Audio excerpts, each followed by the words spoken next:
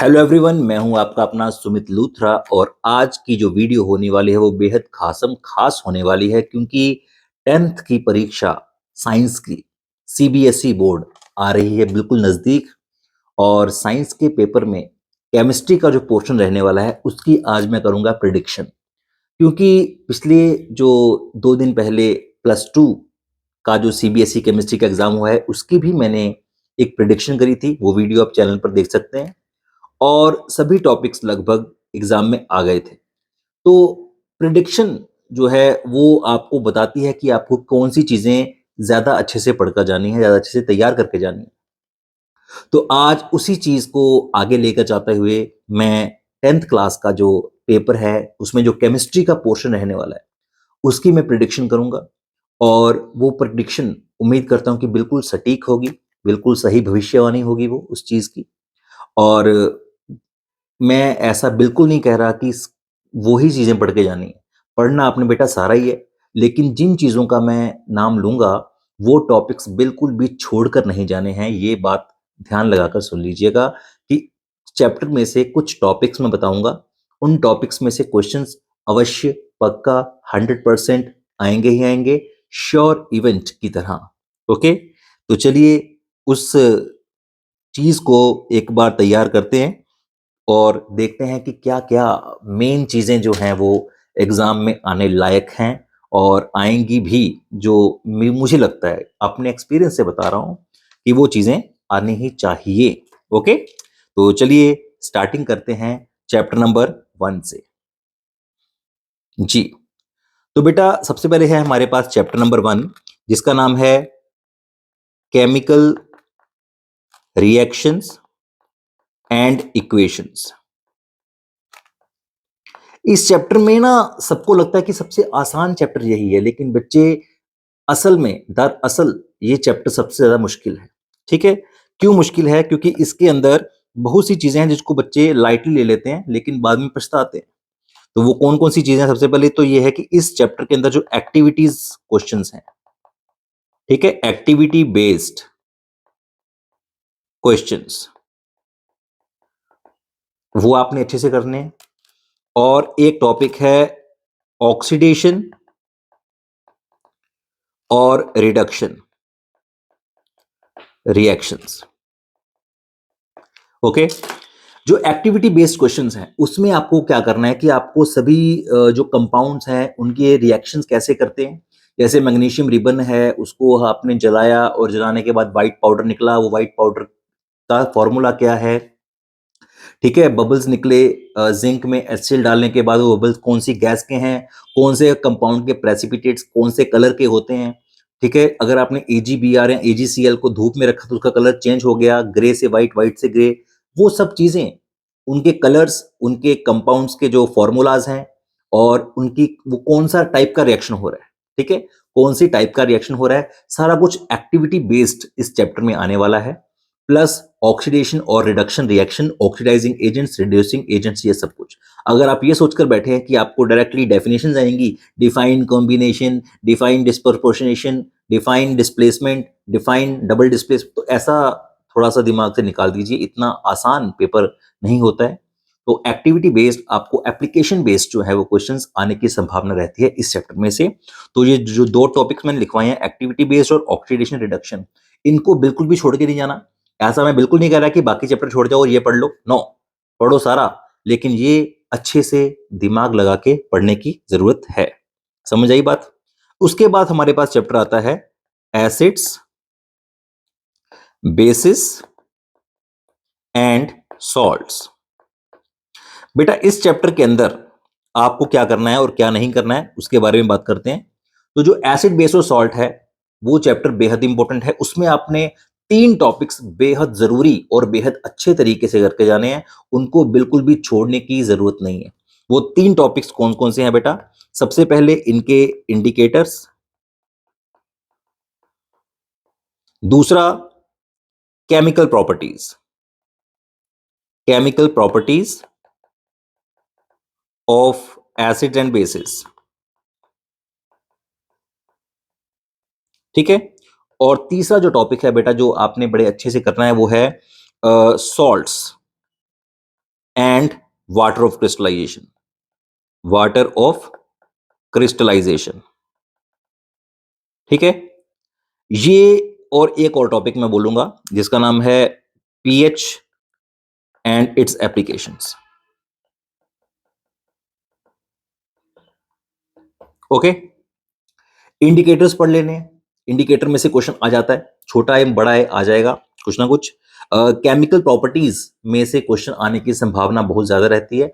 आपको पता होना चाहिए कि कब ब्रिस्क एफरसेंस आएगी और कब नहीं आएगी। ठीक है, तो ये केमिकल प्रॉपर्टीज का है कि जब भी आप कार्बोनेट्स में या बाइकार्बोनेट्स में जब आप एसिड डालते हो तो CO2 रिलीज होती है। तो इस तरह के क्वेश्चंस जो है वो पेपर में आते हैं। सॉल्ट्स सारे पढ़ने हैं। सॉल्ट के अंदर उसकी प्रेपरेशन कैसे होती है, सॉल्ट के नाम और उनका फॉर्मूला, उनके कॉमन नेम, केमिकल नेम, सारा कुछ।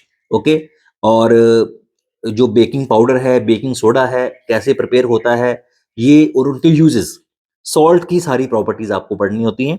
और इसके अलावा वाटर ऑफ क्रिस्टलाइजेशन का क्वेश्चन कई बार आ चुका है, और पीएच एंड इट्स एप्लीकेशंस की, दांत मीठा खाने से क्यों सड़ जाते हैं। इस तरह के जो छोटे मोटे सवाल हैं वो पेपर में आने के लायक होते हैं।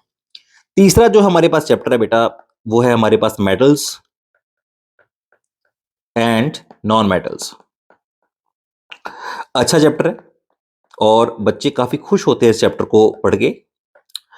मैं नहीं हुआ था वैसे अपने टाइम पे। हाँ जी, तो metals and non metals chapter के अंदर आपको सबसे ज्यादा जो ध्यान देना है वो देना है bonding in metals and non metals में। ठीक है, बॉन्डिंग, बॉन्डिंग। ठीक है, बॉन्डिंग में ना आपके पास एक आयोनिक बॉन्डिंग होती है और एक कोवलेंट बॉन्डिंग होती है। इसके क्वेश्चंस पेपर में देखने को मिलेंगे। और दूसरा श्योर शॉर्ट टॉपिक है मेटलर्जी। मेटलर्जी में भी ऑक्सीडेशन वाले और रिडक्शन वाले कॉन्सेप्ट ज्यादा इंपॉर्टेंट हैं, जैसे कि रोस्टिंग है, कैल्सिनेशन है, स्मेल्टिंग है। ठीक है, और जब मेटल जो होती है अगर वो मिड वाले में हो, मिडल पोर्शन में, या फिर मोर रिएक्टिव हो या फिर लेस रिएक्टिव हो, उनके लिए जो आपने ऑक्सीडेशन करवानी है, रिडक्शन करवानी, अलग अलग तरीके से होती है। ठीक है, इसमें इलेक्ट्रोलिसिस वाले मेथड बड़े इंपॉर्टेंट है। तो मेटलर्जी और बॉन्डिंग, इन दो टॉपिक्स को अच्छे से पढ़ना है। और अगर आप ये सोच के जा रहे हो कि फिजिकल प्रॉपर्टीज आपसे पूछ ली जाएंगी कि metals are good conductor of electricity, इस तरह के सवाल बेटा 8th क्लास तक तो बड़े पूछे जाते थे। 10th में भी नो डाउट पूछे जाएंगे, लेकिन हल्के फुल्के जैसे कि MCQs में आ जाएंगे या फिर छोटे मोटे कम मार्क्स में आएंगे। लेकिन जो ये है मेटलर्जी वाला पोर्शन और बॉन्डिंग, ठीक है, ये आपको करनी है। इसमें डॉट स्ट्रक्चर बनाने भी आपको आने चाहिए, और आयोनिक बॉन्ड्स कैसे बनते हैं, उनके कंपाउंड्स की क्या क्या प्रॉपर्टीज हैं, ये सारा कुछ आपको समझ लेना चाहिए बड़े अच्छे से। ये चीजें पेपर पेपर में आएंगी। और अब आखिरी चैप्टर हमारा मोस्ट अवेटेड, जिसकी जो सबको परेशान करता है, उस चैप्टर का नाम है कार्बन एंड इट्स कंपाउंड्स। तो चलिए कार्बन एंड इट्स कंपाउंड के बारे में बात करते हैं। तो चैप्टर मेरा फेवरेट है ये, carbon and it's compounds. Okay, इस चैप्टर का बड़ा बोलबाला है भाई।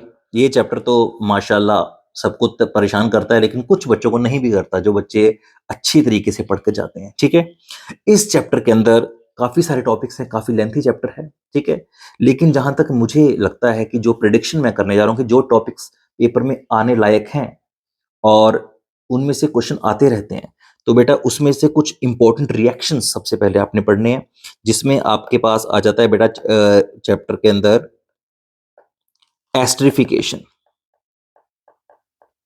Esterification, saponification, hydrogenation. ठीक है, ये 3 रिएक्शंस अच्छे से करके जाने हैं। एस्ट्रिफिकेशन में अल्कोहल और कार्बोक्सिलिक एसिड से एस्टर बनाया जाता है। सेपोनिफिकेशन में सोप की फॉर्मेशन होती है। हाइड्रोजनेशन में हम अल्कीन से अल्कीन बनाते हैं, ठीक है, या अल्काइन से अल्कीन बनाते हैं। इसके अलावा इसके केस में आपको नेमिंग पूछी जा सकती है, नेमिंग, आईयूपैक नेमिंग, इसके भी क्वेश्चन आने की संभावना रहती है बेटा। इसके अलावा आपसे वो पूछ सकते हैं कुछ कंपाउंड्स के बारे में, कुछ कंपाउंड्स के बारे में, जैसे कि ग्लेशियल एसिटिक एसिड क्या है बताइए। ठीक है, तो आपको इसका आंसर पता होना चाहिए, तभी आप बता पाओगे। ठीक है, अदरवाइज तो बेटा जो बच्चे नहीं पढ़ते हैं वो कैसे बताएंगे। ओके, तो ये चीजें जो है वो जरूरी होती हैं। कुछ कंपाउंड्स की स्टडी करनी है, और आइसोमेरिज्म का क्वेश्चन कई बार पूछा है, इसको पढ़ लेना, छोटा सा टॉपिक है, एक बार पढ़ लीजिएगा। आइसोमेरिज्म का टॉपिक एक बार, छोटा सा टॉपिक है, ज्यादा बड़ा नहीं है। आइसोमेरिज्म पढ़ लेना, ठीक है। और आइसोमेरिज्म बनाने भी सीख लेना एक बार। होमोलोगस सीरीज पढ़ लीजिए, होमोलोगस सीरीज। अब आप बोलोगे सारे चैप्टर बता दिया, तो बेटा ये सारा चैप्टर है बड़ा इंपॉर्टेंट, लेकिन कुछ टॉपिक्स जो हैं वो मैंने नहीं लिखे हैं, जैसे कि अ, हमारे होते हैं जो एलोट्रॉप्स होते हैं, वो तो बेटा आपको पढ़ने ही पड़ेंगे एलोट्रॉप्स, ठीक है, वो आप खुद ही पढ़ लीजिएगा। चैप्टर सारा ही पढ़ना है, ये टॉपिक छोड़ने नहीं है, ये मैं कह रहा हूँ, ठीक है। चैप्टर सारा ही पढ़ना है, टॉपिक ये वाले नहीं छोड़ने हैं। तो आशा करता हूँ कि जो बच्चे केमिस्ट्री में जो मैंने टॉपिक्स बताए हैं अभी तक, ठीक है, केमिकल रिएक्शन एंड इक्वेशन में से, एसिड बेस सॉल्ट में से, मेटल नॉन मेटल में से, और कार्बोनेट्स कंपाउंड में से, ये चार टॉपिक, ये चार चैप्टर के जितने भी मैंने टॉपिक्स बताए हैं, इन टॉपिक्स को बेटा आपने अगर तैयार कर लिया अच्छे से, इनकी सारी एप्लीकेशंस को पढ़ लिया, इन सभी टॉपिक्स के बारे में जान लिया, तो आशा करता हूं कि आपके मार्क्स जो हैं वो 95% से भी ज्यादा आ सकते हैं। ठीक है, आशा करता हूं, कोई दावा नहीं करता। दावा तभी है अगर आप सारा चैप्टर अच्छे से पढ़ोगे, लेकिन ये टॉपिक्स आपको अच्छा स्कोर करने में हेल्पफुल रहेंगे। ठीक है, वैसे कोशिश यही है कि आप सारे के सारे चैप्टर पढ़ो, पूरा सिलेबस पढ़ो, और सारा सिलेबस करने के बाद फिर हम बात करेंगे अगले जो आपकी कैरियर काउंसलिंग है उसके बारे में बात करेंगे कि आगे चलकर क्या करना है। लेकिन फिलहाल आपको साइंस का एग्जाम क्रैक करना है और अच्छे से करना है, और फुल मार्क्स लेकर आए, कृपा करें, और ये सारे चैप्टर पढ़ें और खुद पर कृपा करें। ओके, अपने पेरेंट्स की जो आशाएं हैं उन पर खरे उतरें, अपने टीचर्स की जो आशाएं हैं उन पर खरे उतरें, और सारे चैप्टर अच्छे से पढ़, अभी जो टाइम है, बाद में टाइम नहीं बचेगा, ठीक है। और इसी तरह से केमिस्ट्री का पोर्शन ही नहीं, फिजिक्स एंड बायोलॉजी, इनको भी संपूर्ण ध्यान देने की जरूरत है। इनके टॉपिक्स भी अगर किसी को चाहिए तो आप बोल सकते हो कि मैं आपको इनके टॉपिक्स भी बता दूंगा, लेकिन फिलहाल मैंने इस वीडियो में केमिस्ट्री को कवर करा है। और अगर आप चाहते हैं कि फिजिक्स और बायोलॉजी पर भी एक ऐसी ही प्रिडिक्शन वीडियो बनाई जाए, तो आप कमेंट करके बता सकते हैं। आई एम रेडी, आपकी जो है ज़रूरत है बेटा आपकी कोऑपरेशन की, ठीक है। चलिए मिलते हैं अगली वीडियो में। Best of luck for your exams, खुश रहिए और फुल मार्क्स लेकर आइए। Thank you, all the best.